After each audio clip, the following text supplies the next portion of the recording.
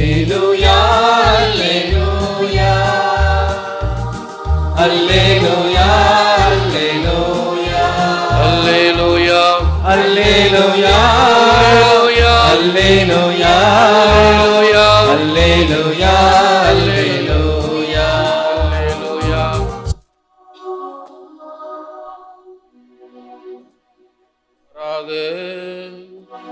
உம்மோடு இருப்பாராக. லூக்கா எழுதிய நற்செய்தியிலிருந்து வாசகம். ஆண்டவரே உமக்கு மகிமை. அலகையினால் சோதிக்கப்பட்ட பின்பு இயேசுவின் தூய ஆவியின் வல்லமை உடையவராய் கலிலேயாவுக்கு திரும்பி போனார். அவரை பற்றிய பேச்சு சுற்றுப்புறம் எங்கும் பரவியது. அவர் அவருடைய தொழுகை கூடங்களில் கற்பித்து வந்தார். எல்லாரும் அவரை பற்றி பெருமையாக பேசினர். இயேசு தாம் வளர்ந்த ஊராகி நாசரேத்துக்கு வந்தார். தமது வழக்கத்தின்படி ஓய்வு நாளில் தொழுகை கூடத்திற்கு சென்று வாசிக்க எழுந்தார். இறைவாக்கினர் எசையாவின் சுருளேடு அவரிடம் கொடுக்கப்பட்டது.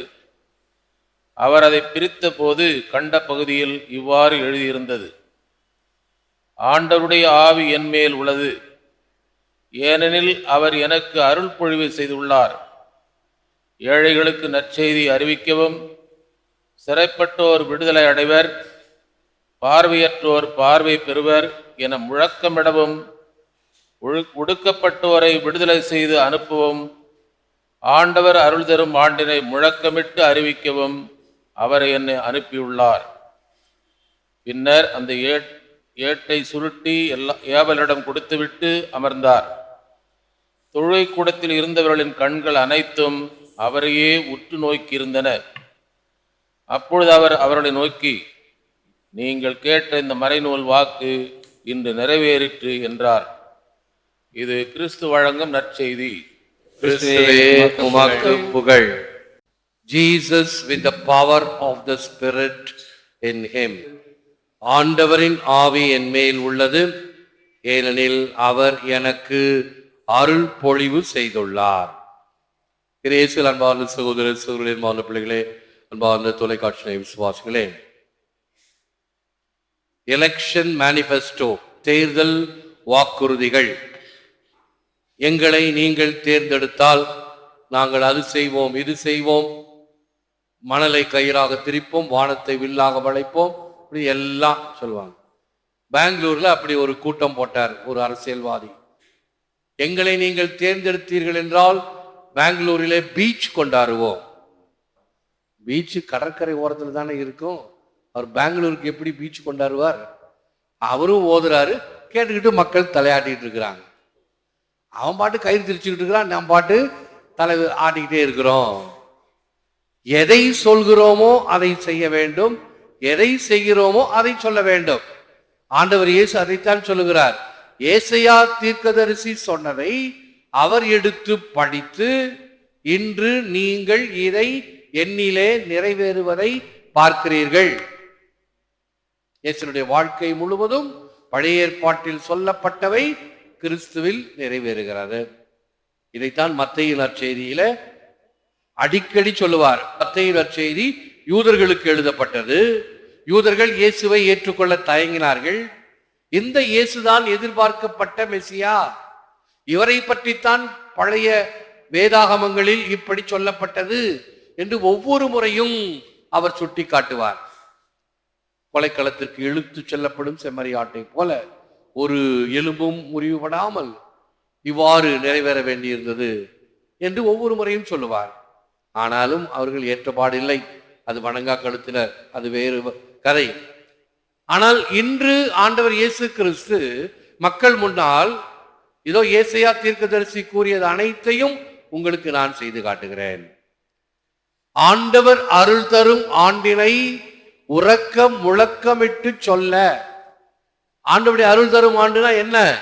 அந்த ஆண்டிலே, ஜூபிலி ஆண்டிலே இறைவனுடைய இரக்கம் இன்னும் அதிகமாக கொடுக்கப்படுகிறது. அதை பயன்படுத்தி கொள்ளுங்கள். ஆண்டவருடைய ஆவியின் மேலே நம்ம எல்லாம் அபிஷேகம் செய்திருக்கிறார் எப்பொழுது? ஞான ஸ்நானத்தின் பொழுது, உறுதி பூசலின் பொழுது. ஆகவே நாம் பெருமைக்குரியவர்கள். எப்படிப்பட்ட பெருமை? புனித ராயப்பர் சொல்லுவார், நாம் தேர்ந்தெடுக்கப்பட்ட இனம், அரச குருத்துவ திருக்குல கூட்டம். இவ்வளவு பெருமை இருக்குது. கடைசியில் பார்த்தா ஆண்டவர் உங்களோடு இருப்பாராங்க, பதில் கூட சொல்றதுக்கு நமக்கு தெரியல. என்ன கிறிஸ்துவர்கள்? இவைகள் எல்லாம் அடிப்படையிலே எதை காட்டுகிறது? நான் எதை பற்றியும் கவலைப்பட்டவனாக இல்லை. எனக்கு வேண்டிய காரியம் நடந்தா போதும். A Zen master had spoken for an hour on the power of the present moment, the now. At the end, someone said, I like your concept of the now. The Zen master reacted almost as if he had been struck. It is not a concept, he wrote. Now is reality. Today is reality. Good news to the poor is a reality. Freedom to the oppressed is to be a reality. This is real community, unlike the fictional community of books. நிகழ்காலம் வல்லமையானது என்பது gen தத்துவம். நல்ல கருத்து என்றார் அவையில் ஒருவர். ஞானி மறுத்து, அது கருத்தல்ல, உண்மை என்னும் நிஜம். இன்று என்பதும் நிஜம். ஏழைகளுக்கு நற்செய்தி என்பதும் நிஜம். ஒடுக்கப்பட்டவருக்கு விடுதலை என்பதும் நிஜம். உண்மை சமூகம் கற்பனை புத்தகத்தை விட மாறுபட்டது. பல படித்திருக்கலாம். அவர்கள் எல்லாம் கற்பனை உலகம், the utopian world என்று ஆங்கிலத்தில் சொல்வார்கள். அவைகள் அல்ல. இங்கே நடைமுறையிலே நாம் எதை பார்க்கிறோம், எதை செய்கிறோம், எப்படி நம் வாழ்வு அமைகிறது, அதைத்தான் ஆண்டவர் எதிர்பார்க்கிறார். When Hitler attacked the Jews, I was not a Jew, therefore I was not concerned. And when Hitler attacked the Catholics, I was not a Catholic, and therefore I was not concerned. And when Hitler attacked the unions and the industrialists, I was not a member of the unions, and I was not concerned. Then Hitler attacked me and the Protestant church, and there was nobody left to be concerned. Hitler யூதர்களை தாக்கிய போது நான் யூதன் அல்ல, எனவே கண்டுகொள்ளவில்லை. Hitler கத்தோலிக்கரை தாக்கிய போது நான் கத்தோலிக்கன் அல்ல, எனவே கண்டுகொள்ளவில்லை. சங்கங்களையும் சமுதாயங்களையும் தாக்கிய போது நான் சங்கத்திலும் இல்லை, எந்த இயக்கத்திலும் இல்லை, எனவே கண்டுகொள்ளவில்லை. என்னையும் நான் சார்ந்த பிரிவினை சபையும் தாக்கிய போது யாரும் என்னை கண்டுகொள்ளவில்லை. மற்றவங்க விஷயத்துல எவன் தலையிடல, கண்டுகொள்ள. ஓ விஷயம் வரும்போது யாரும் உன்னை கண்டுகொள்ளவில்லை. இதுதான் யதார்த்தம். நான் இந்த உலகில் வாழ்கிறேன் என்றால் ஒரு தனி மனிதனாக அல்ல, என்னை சுற்றி இருக்கிறவர்களுடைய சுக துக்கங்களில் நான் எவ்வாறு பங்கேற்கிறேன் என்பதுதான். How am I opposing evil wherever I find it? Positive anything is better than negative nothing. தீயனவை சந்திக்கும் போது எவ்வாறு நான் அதை எதிர்க்கிறேன்? நேர்மறையாக எதுவும் செய்வது எதிர்மறையாக ஒன்றும் செய்யாமல் இருப்பதை விட மேலானது. நம்மை சுற்றி தீமைகள் இருக்கும் பொழுது வாளாய் இருத்தல் ஆகாது. ஒதுங்கி போவதும் சரியல்ல. நன்மைகளை ஒன்றுபடுத்தி இந்த தீமைகளை எதிர்க்க வேண்டும். அதுதான் உண்மையான ஒரு கத்தோலிக்கனுக்கு இருக்கக்கூடிய திண்மை. தேவாரமும் திருவாசகமும் பாரதியாரும் சொன்னதை சேர்த்து சொல்லுவேன். நாம் ஆர்க்கும் குடியல்லோம், நமனை அஞ்சோம், அந்த பரிபூர்ண சர்வேசரனுக்கே அஞ்சுவோம். இவைகள் எல்லாம் சொல்லப்பட்ட வார்த்தைகள். ஒரு மனிதன் எப்படி இருக்க வேண்டும் என்பதற்கான ஒரு தெளிவு. இயேசு கிறிஸ்து அதைத்தான் இன்று நமக்கு இந்த வாழ்க்கையின் சித்தாந்தமாக, தன்னுடைய வாழ்க்கையினுடைய மேல்வரி சட்டமாக அந்த ஏசாயாவினுடைய வாக்குறுதிகளை கொடுக்கின்றார்.